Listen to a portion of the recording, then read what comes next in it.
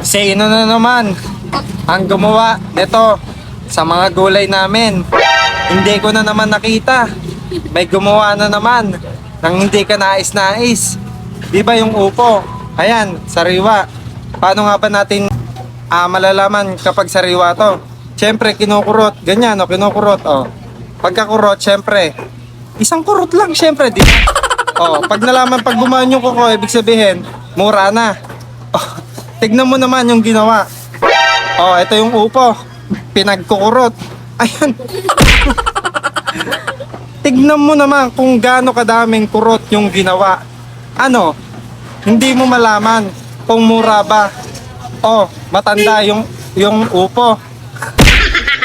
Ano, hindi mo pa rin ba alam? Sa dami ng kurot mo, dapat malaman mo na bata talaga tong upo na to. Ha? Nanggigigil ako sa iyo.